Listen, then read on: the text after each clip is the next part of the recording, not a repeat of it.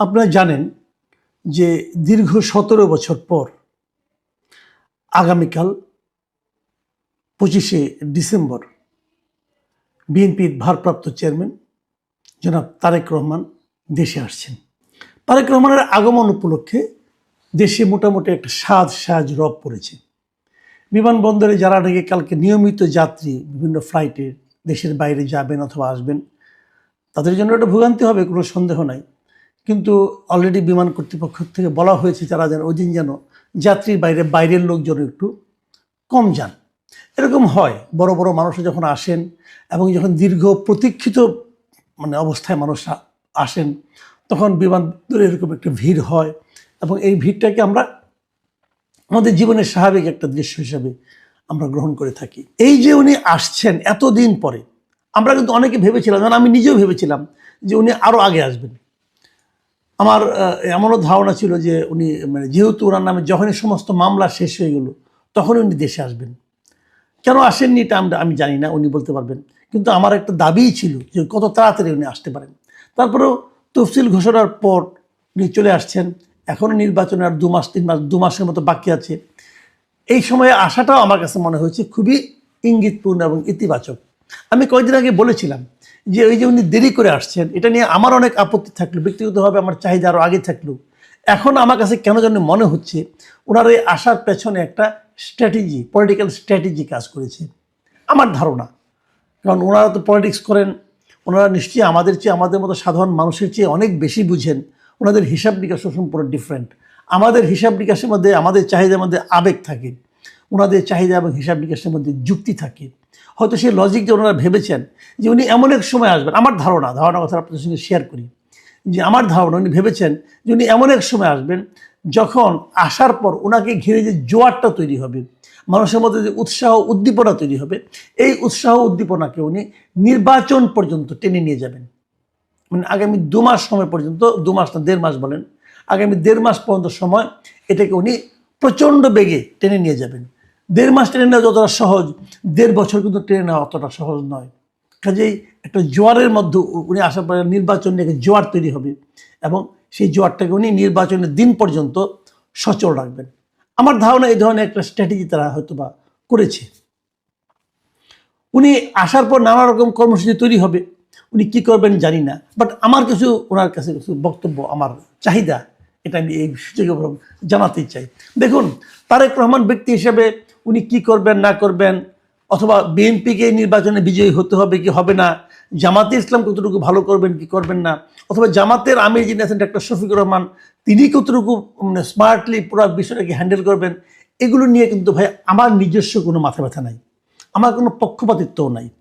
আমার বক্তব্য হলো যে ওনারা কি করলে পর আমার দেশটার ভালো হবে, আমরা সাধারণ মানুষ ওনাদের কোন কাজের উপর ভরসা করে আছি, আমরা ওনাদের কাছ থেকে দেশের স্বার্থে কি আশা করি, সেটাই হলো আমার মূল চাহিদা।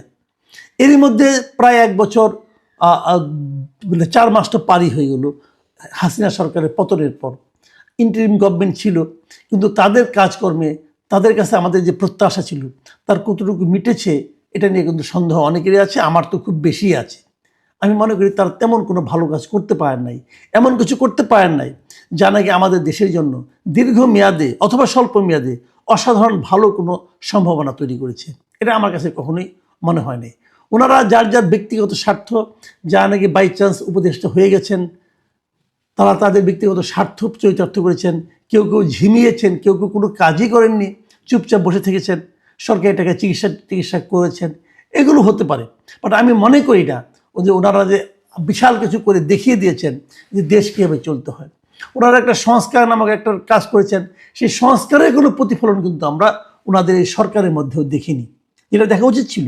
ওনারা যদি দেখাতে পারতেন যে ওনারা কীভাবে চালাচ্ছেন, সেটা বলতে পারতেন যে আমরা সংস্কারের এই কাজগুলো নিজেদের মধ্যে অ্যাডপ্ট করেছি, অতএব আপনারা যদি সংস্কারের পক্ষে ভোট দেন তাহলে হয়তো এই জিনিসগুলো আপনারা বাস্তবে দেখতে পারবেন।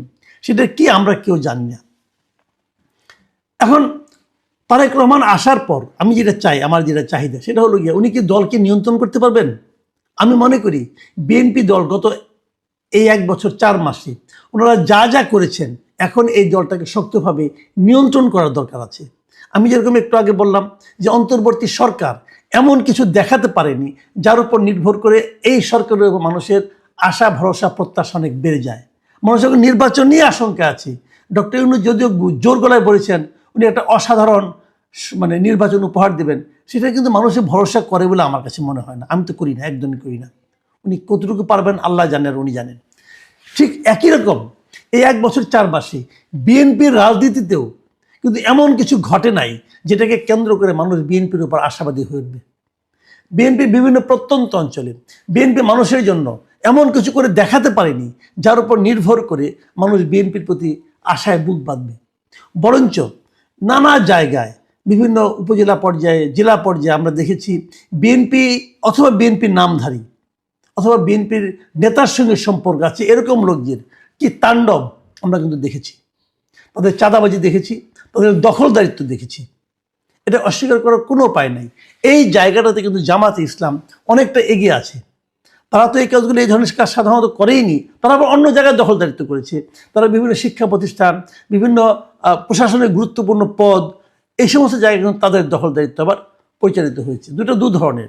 একদল তাৎক্ষণিক লাভের কথা ভেবেছে, একটা দল পুরো দলের বাইরে ব্যক্তি হিসেবে তার লাভের কথা ভেবেছে বিএনপি, আর জামাত বিপরীত দিকে তার দলের কথা ভেবেছে, দলীয় আদর্শের কথা ভেবেছে।